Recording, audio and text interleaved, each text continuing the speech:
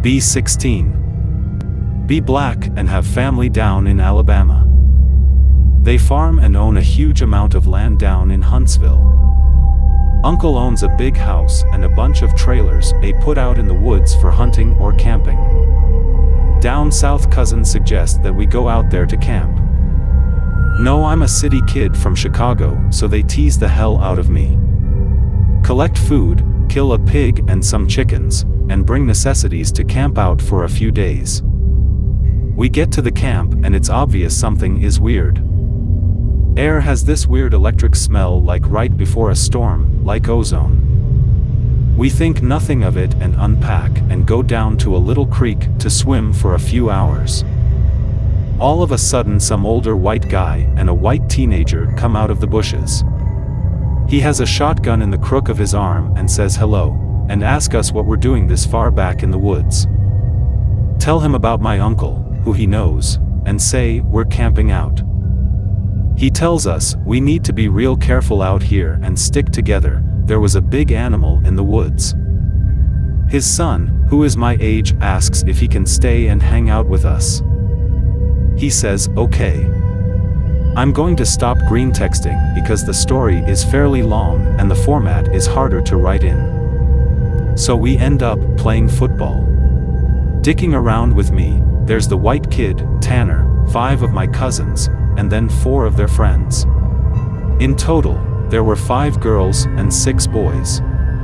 We all were around 15 to 17. We ended up just dicking the day away. So, we head back to the camp and pulling out some stuff for a campfire, even though the trailers both had kitchenettes. Tanner says that his family's property sits up against my uncle's. He wants to run home and ask his dad if he can come out camping with us. My cousin Rooster says he's going to go with him since it's going to get dark soon. One of the girls also wants to tag along. It's about 7 o'clock and it's starting to get pretty dark. They take flashlights and take the trail toward Tan's property. The rest of us chill. We make s'mores, drink and kiss on the girls. About 30 or 40 minutes later, there's the smell of ozone again. You could smell it over the smell of the fire we had started. This really nasty, coppery smell like right after you've had a nosebleed and it stopped. It wasn't exactly like dried blood, but it was that nasty metallic, back of your throat smell. We immediately think that it's some kind of electrical malfunction, or someone left a hot plate on, or something. We search the trailers and nothing is on, and we can all smell it. All of a sudden, we can hear people booking down the path toward us, and Rooster, Tan and the girl all come running into the clearing, out of breath. And they don't even break stride, they all run into the trailer, right by where the fire is. We all get out of there and into the trailers. They end up calming down, even Rooster is crying his eyes out at this point. All the while, the fire is guttering lower and lower, so my other cousins say screw it, and are about to go outside to get the generator out of a shed between the trailers. Tanner goes, hell no. Lock the front door, ain't nobody else going outside. He's been crying too, and his eyes are bloodshot and puffy and his pants are dirty. He goes on to tell us that they went up to his house. His father said sure, he could go out camping, but to make sure they were careful on the way back, and that maybe they should take one of the hunting rifles just in case. Evidently, Tanner had seen something in their yard a few days before.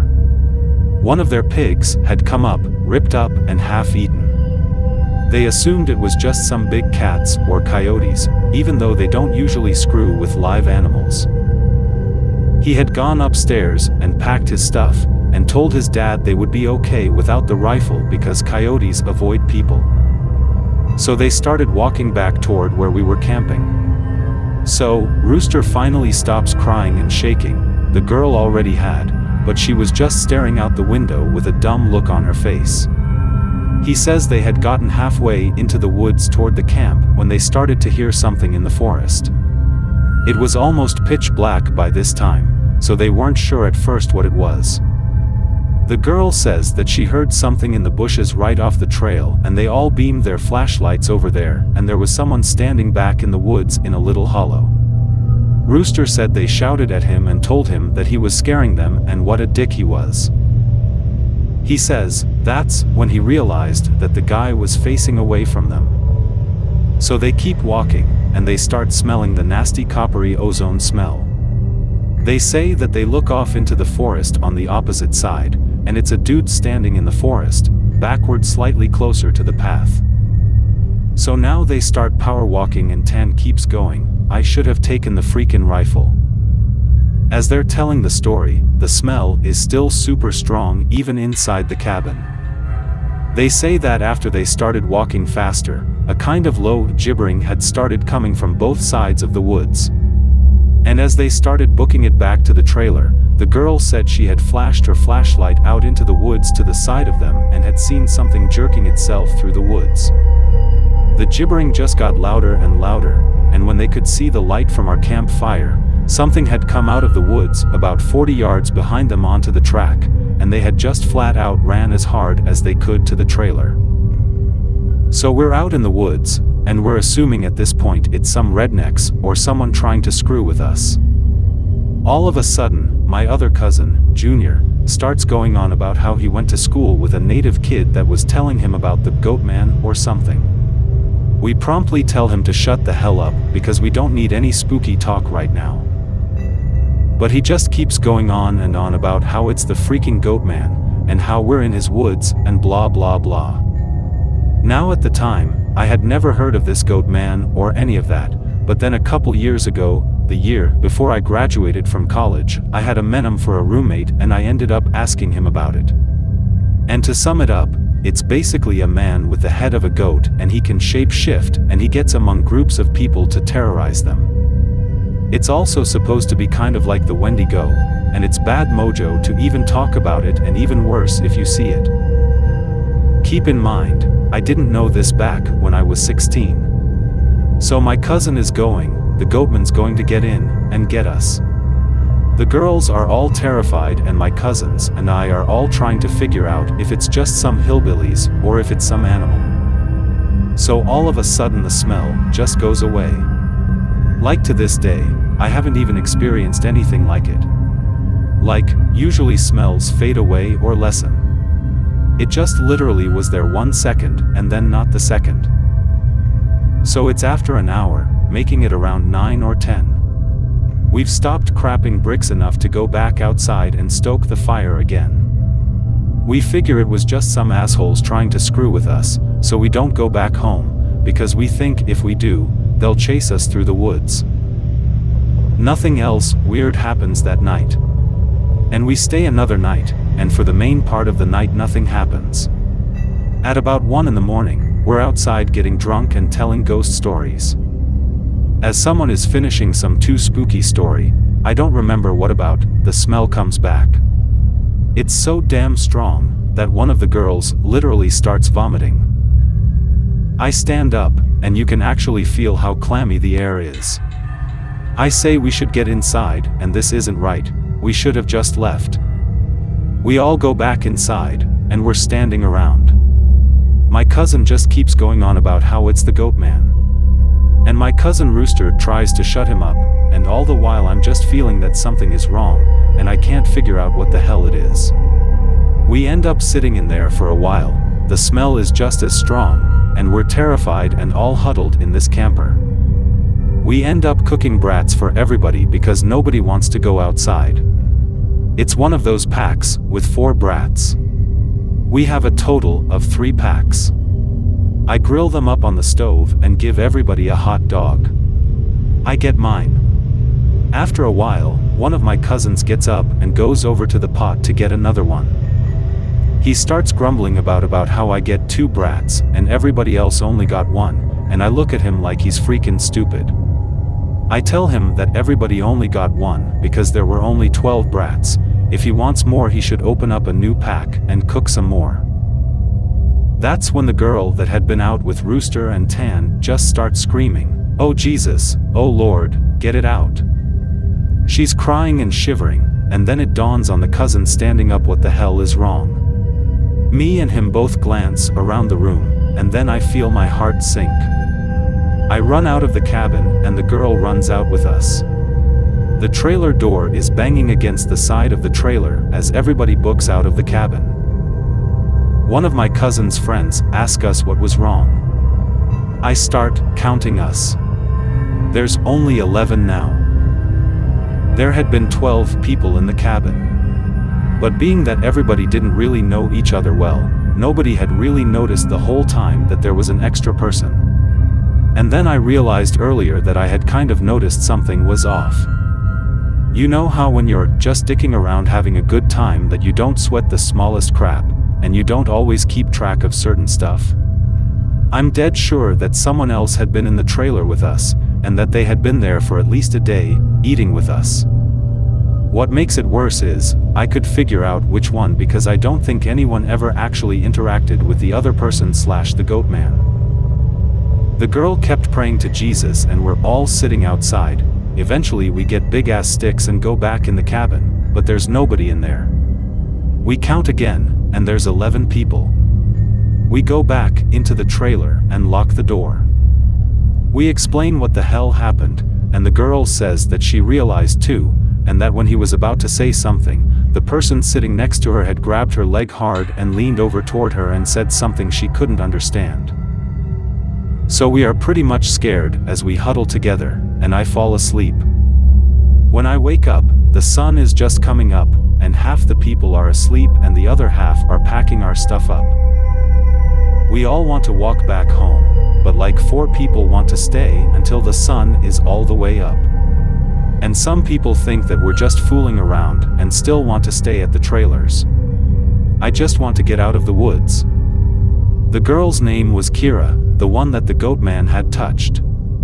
Anyway, I asked her if she really thinks it was something bad, and she says she just wants to go home and she doesn't want to be out in the woods alone for another night. So we decide to split up. The 4 that want to go can go, but I have to stay because I have the keys to the cabin and it's my uncle's and I have to lock up. I'm super pissed at this point, because I feel like people aren't taking this seriously, and I definitely didn't want to be out in the woods for another night. I spend the rest of the day trying to convince the rest of the people, now 4 girls and 4 guys, to get out of Dodge. Tanner leaves with them to go get a rifle and says he's going to be back. So there are just 7 of us left by 4 p.m. At around 5 p.m. he hasn't made it back yet, and we're getting extremely antsy, and the only reason I stopped begging them to go back was because he went to get a gun. It's about 5:30 p.m. or so, when the one cousin that did stay says that the girl Kira is outside. We all look outside, and sure enough, she's standing by the fire pit with her back to the cabin. I'm thinking to myself, if she was so scared, why the hell would she come back? And then I get this nasty feeling in my gut. Keep in mind, the whole time the coppery smell has been gone. Now I realize I can smell just a twinge of it. I say this to the rest of them and everybody, and these are the people that wanted to stay in the woods after we had the goddamn Goatman in our midst, is laughing at me and asking if I set this up to scare them. I ask them why the hell would I play like that? So one of the girls goes outside to get Kira. She gets halfway to her and stops cold. Kira starts heaving. I don't know how the hell to describe it. Sort of like if someone with their back turned was laughing without actually making any sound. It was this fact that made me realize there was not a sound in the whole woods, it was dead silent. This was like later in September, so it was still fairly hot at the time, but it was super chilly some days too. And you could usually hear big-ass geese honking, or some kind of birds or squirrels chit-chatting. So I step out the door and tell her to come back in the freaking trailer right goddamn now. She backs up into the trailer and we lock the door. We pull down all the shades except one, and put a guy there in a chair to watch her. She stands there for another 20 minutes or so. The guy turns to say that she's still there. And there's a huge bang on the door. We all jump up and scramble around the living room of the trailer. The banging is super loud. So now my cousin is holding one of the girls and the other two are kinda giggling with nervous laughter, and me and the other two guys are crapping bricks. Then we hear Tan. He's screaming, "Let me in, stop freaking playing." So we go over to the door and open it, and he stumbles in with a rifle. There's nobody else outside. Evidently, he had walked up to the campsite. Nothing weird happened in the forest, but he had seen a girl. Mind you, he said it was not Kira standing there.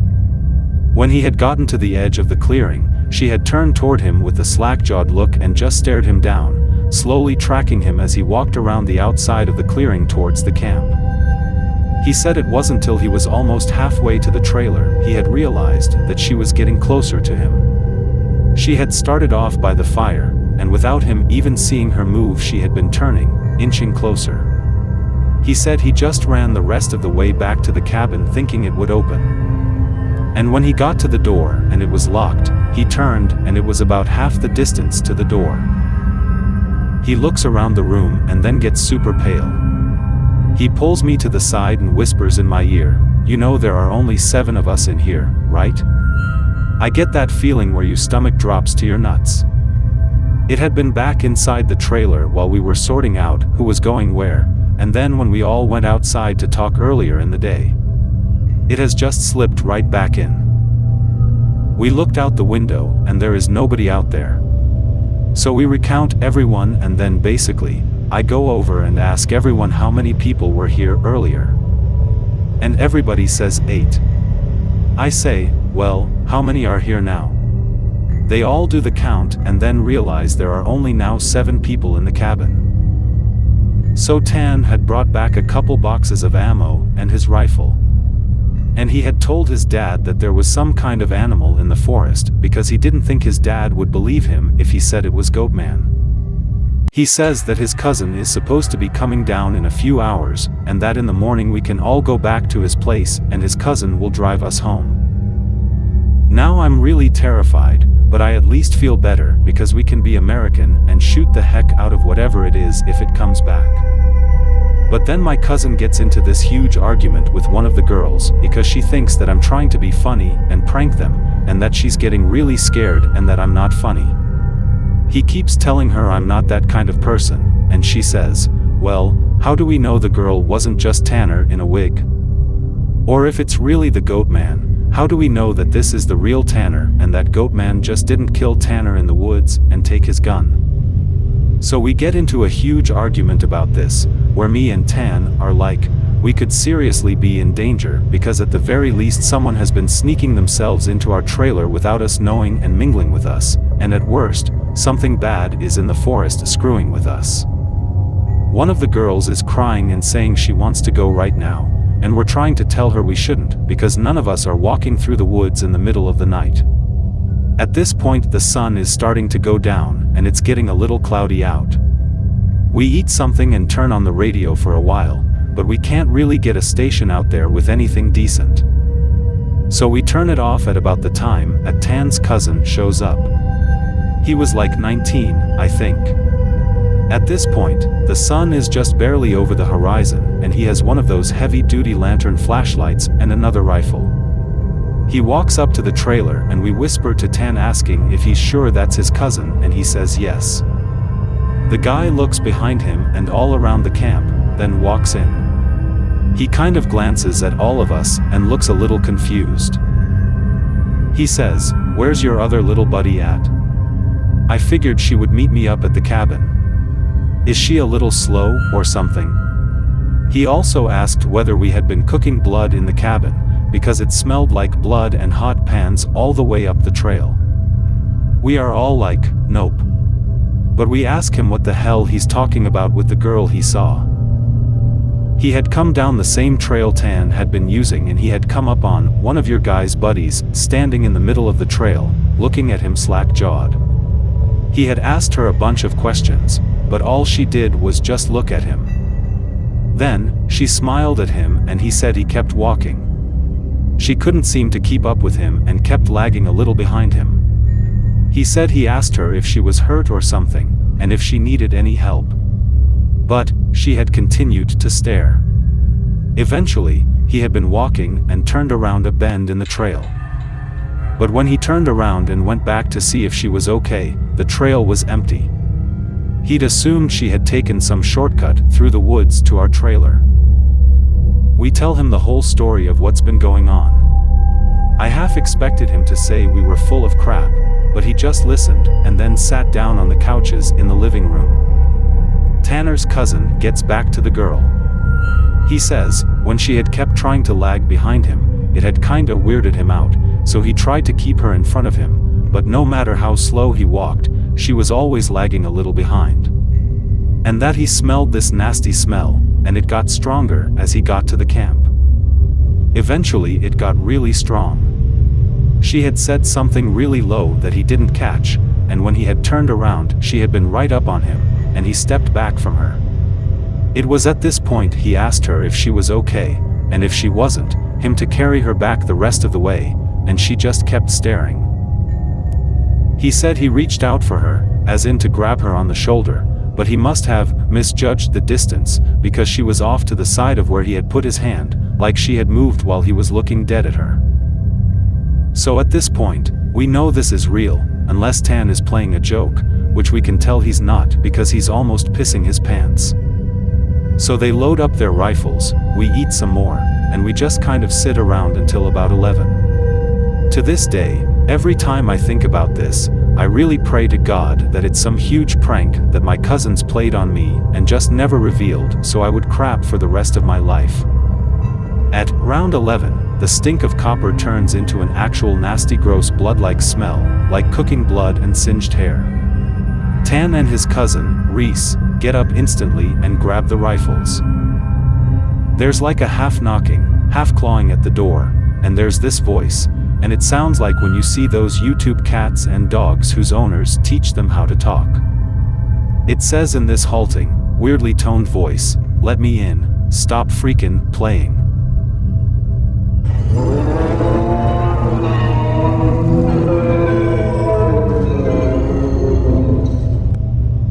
It made my nuts creep up against my body, and one of the girls just starts crying and calling on Jesus.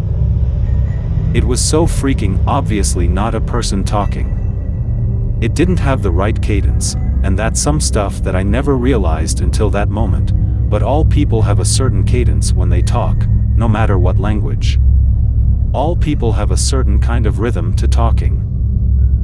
This thing didn't have any kind of cadence or rhythm. One of those YouTube cats, that's what the hell it sounded like outside the door. So now, I'm in full-on terror mode. We keep yelling outside, "Who is it? Stop screwing around," and it just keeps saying, "In," or "Let me in," for almost 15 minutes. It sounded like this, almost, just not funny. Sorry for being on a tangent, but if you can't imagine how this shit sounded, then you can't imagine how screwed up the whole situation was.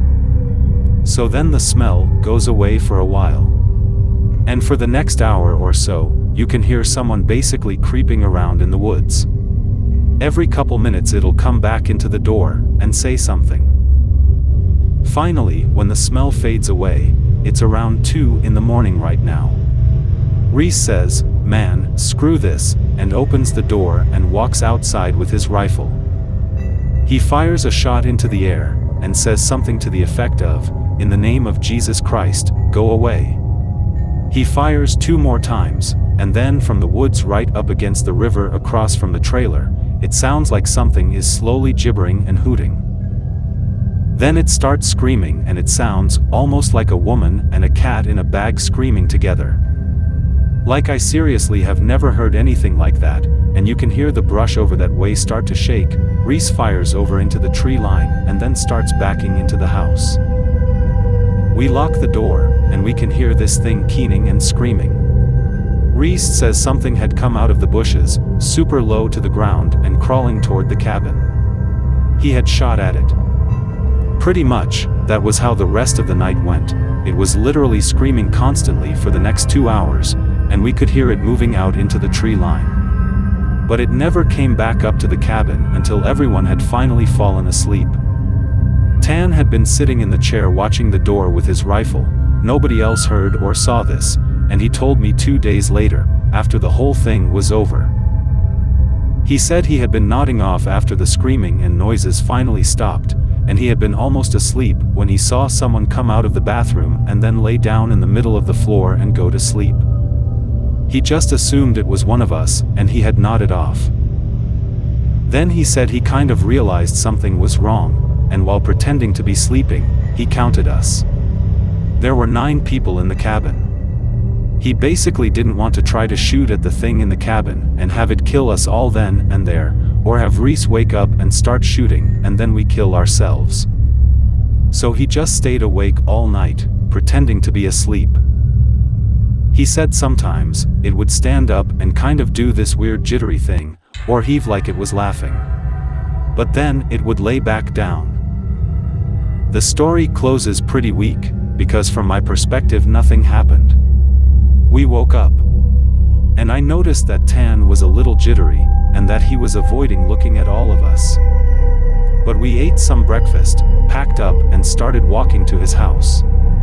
He stayed last in the cabin and said he'd lock up and bring me my uncle's keys, to just start walking and he'd catch up. Which I didn't really want to do. We got a little bit up the path, and when he came running up, basically we just jogged back to his house.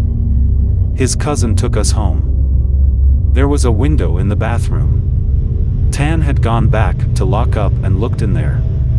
We were too stupid to lock a screenless window. The window was screwing up when he went in there. I'm guessing it had been doing that all along, waiting for us to fall asleep or slip up and then getting in among us. It walked with us all the goddamn way back to his house, and then he said it lagged to the back of the group, and looked him dead in the eyes before walking into the woods.